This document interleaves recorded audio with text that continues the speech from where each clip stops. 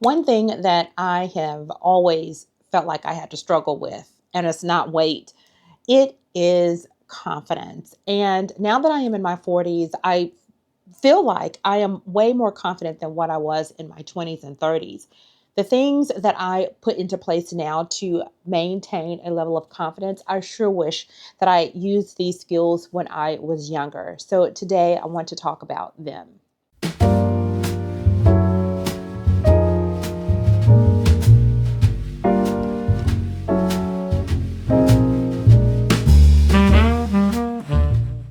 Hi, friend. I am Tish. I'm a wife, mom, leader over 40, navigating life, career, and purpose. Here on my channel, I take you along that journey via vlogs. Sometimes we're going to sit down and we'll talk. And whatever else I can get myself into that I think that you would enjoy, I turn the camera on. If you like content like that, subscribe, like this video, and tell me where you're watching from down in the comment area. Let's get into today's video, which is going to be a sit down. I was asked this question: what do you do to build confidence when you feel like everything is going wrong? And I felt that question because I believe that I am a confident woman and I am raising two daughters, and it is important for me to also guide them into building confidence. What confidence is not, it is not arrogance. It is not portraying yourself as someone that you are not or that you want to be. It is not tooting your own horn when you don't have anything to blow. Confidence is like a foundation. It is very similar to a foundation that you can go to when life happens. Life is going to happen. If it hasn't happened to you yet, either give me the recipe to avoiding that or just wait. It's going to happen. So when I got this question, I felt like it would be good to share in video form for someone else. And you don't have to be a young person to battle with building confidence, or you can be in your 40s or beyond, and you find that life has hit you so hard that you're trying your best to be your best self, no matter what your reality is presenting itself to you. So I made a few notes and I'm looking. So if you see me looking to the side, that's because I had to type them out because I don't want to ramble and I don't want to take up too much of your time. But the first thing that, let me tell you this, these notes are based on real life moments that I've journaled and I've had to walk myself through. And being a leader, sometimes I'm not always confident in leading people or making tough decisions, but I come back to these things, or I'll journal to make sure that I am getting the grounding, that I'm going back to the foundation so that the lies, the reality doesn't take me down. So you will see me looking at my notes. The first one is to return to evidence and not feelings. And this is one thing that keeps me going because there are times where things are happening so fast that are not planned, or they throw you off your rocker. You know what I'm talking about. And when they happen so fast, your feelings start to get into it. And that is the time where journaling does come into play, because you need to go back to evidence-based results here. This is thinking about a time where things did go right when you thought that they probably will go wrong. Keeping a gratitude list or creating a gratitude list can help you think about the things that you've survived, that you've solved, that you pulled off, and you felt good about that win. Sometimes feelings can steer us in a direction that we're not intended to go, but to know without a doubt, I have conquered some hard things before. I'm definitely going to overcome this. God has always shown up in my life. These positive things that you tell yourself are important and they are real. Feelings are feelings and they are wavering. They will fool you and not be what you should have in your life at certain times. So we have to sometimes move away from feelings and then look for the evidence.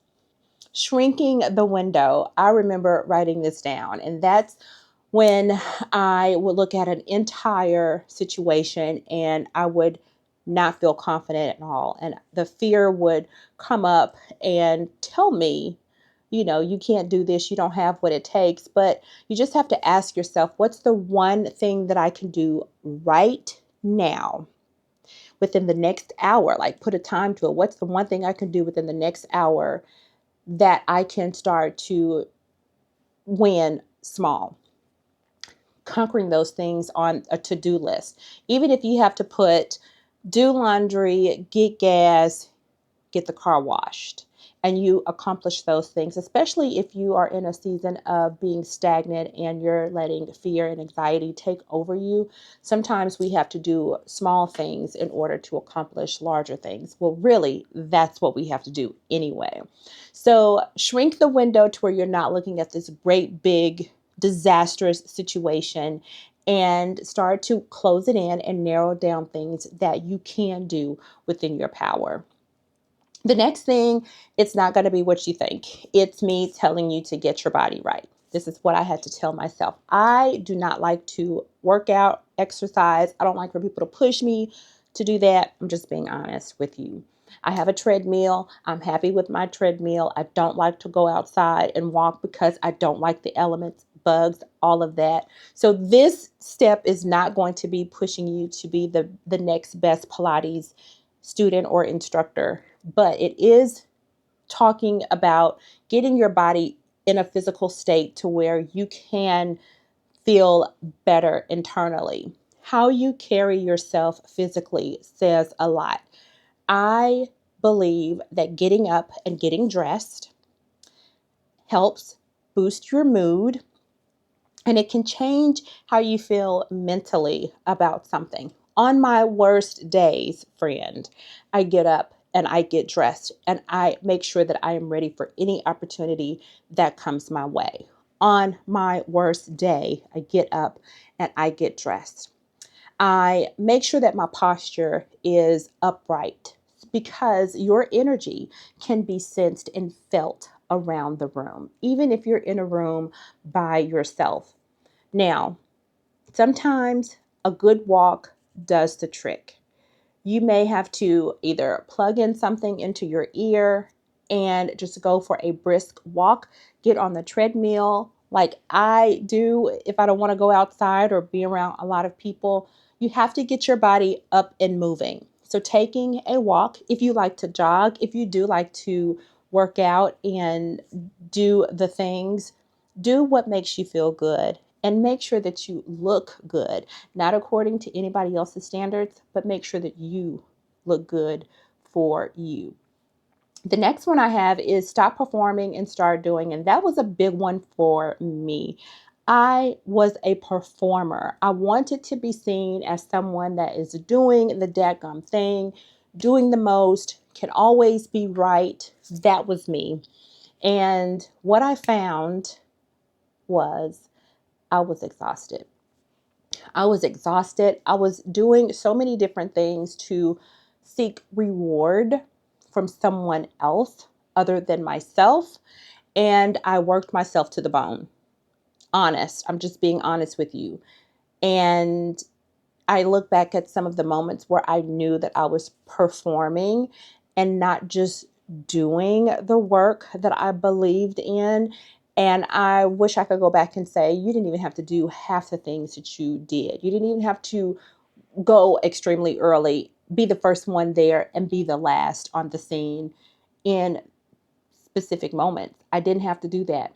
And I wore myself out. And now that I've scaled back and I am just now intentional about doing the work, I get what needs to get done, and I'm able to still enjoy life. So if you find yourself in a state of performance, sister or brother, let's scale back and let's just get what we need to get done and get out of there. You know exactly what I am saying.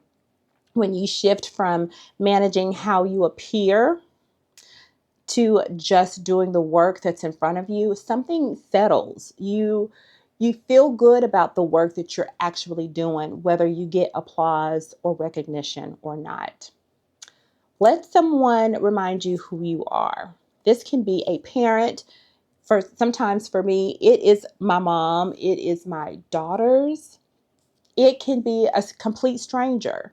When you receive a compliment from someone, don't shy that compliment off and say, "Oh no, this shirt is something old. I didn't think that I was gonna like it," or my skin.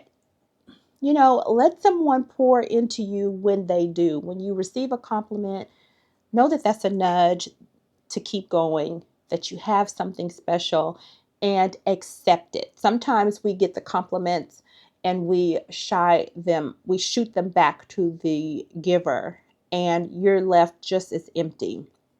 So if the compliments aren't coming to you, you may, if you have a trusted person, ask them, "How did I do when I spoke?" Or "What were your thoughts when I spoke?"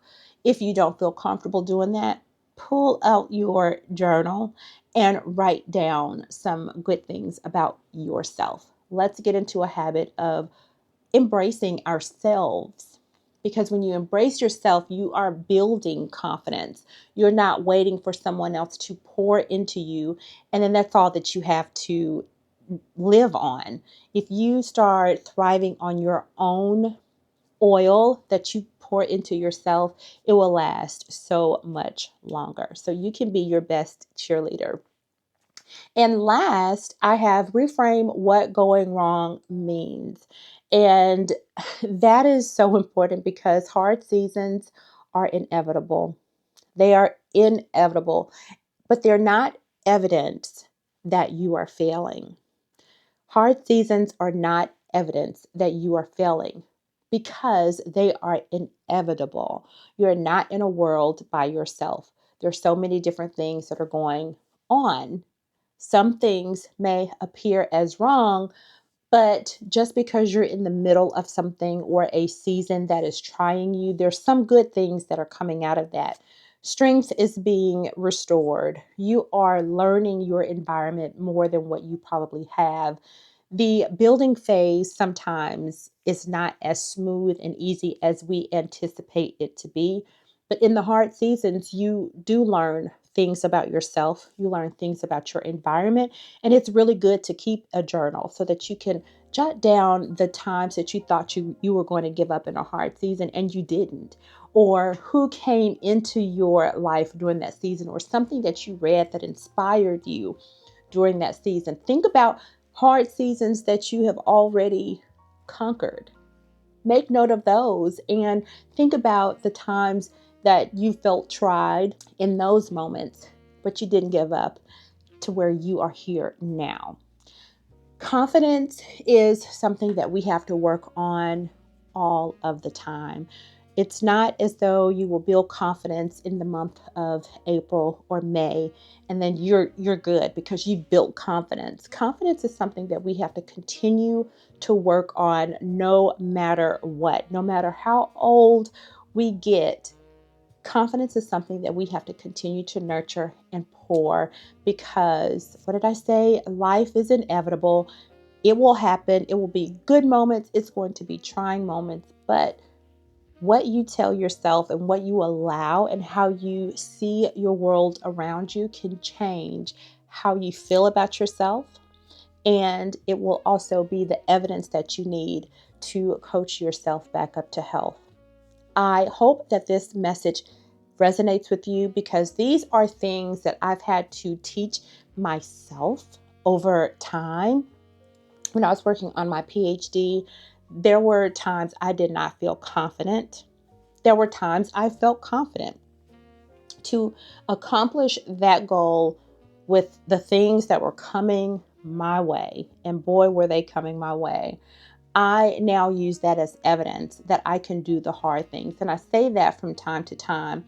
I can do the hard things. Why can I do that? How can I do that? Because I have moments where I should have given up because everything was against me and I should have given up, but I didn't. And that's what gets me going to the next level. And I hope that that is something that you can use moving forward. Friend, I thank you so much for watching this video all the way to the end. I'm rooting for you. Let's stay in this race, no matter your age. You are meant to be confident. You are meant to shine bright in every room that you enter. And I just hope that this means something to you. If you like this video, give it a thumbs up. If you haven't already, I invite you to subscribe to my channel. Most of the videos are lifestyle vlogs, and sometimes I feel like I want to share something with you just like today. So you're going to get a mix of different things. I don't have it all together, but when I'm on this journey, I like to bring you along too, so that we can build a community of confident women who are out there doing the thing. Not perfect women, but confident women. All right, be sure to let me know where you're watching from down in the comment area. And until the next video, have a great day. Bye.